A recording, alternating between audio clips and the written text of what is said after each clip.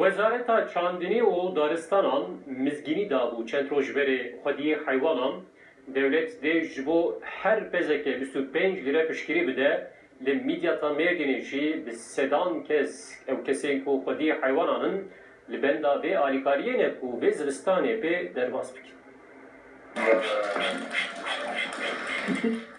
Ji bo ku xelk berê xwe bide heywandariyê, welatiyên ku heywanan xwedî dikin zehmetiyê nekişînin, dewlet bi projeyên cuda piştgiriyê dide.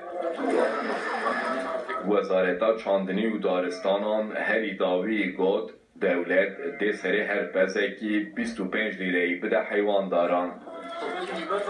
مدیریت اما لگندا دگرن حتی پس هبن میهو بزن هبن وان گوهار کن گوهار ام دخم بن قیدا گوری وی جم تین تثبیت کن ام گوری وی باقانلıq ama devlet ama seri pez 25 lira destek etti. Gava me kupekir sadece ne ji boî sağlık hene devlet ji boî vê jîkê destekê wana hene heywanê got herî kupe dibî sala wana gavet qedî doğumê xwe dikin ji boî wana jîkê devlet her sal 25 milyona pera destek etdî we wêne ev numara herîkî her heywanî de farqîne.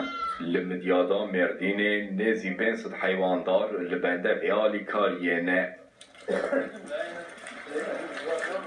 Pazema em berxak her sal kupe dikin ê guzêde bêberx û kahrawana manawa û dewletê ava salê serê yekê 25 hezar wereqayanî didin ama hiç olmazsa haqqê aşiya wa haqqê dexla wa yênê wa derkevê. Bu dizê serkupavî em destekê distênin û tezbît dikin û aşiya wî dikin wa pêtarê me jî hazir ne wa diya tişkî xenca heniye desteka devletê tişkî xenca.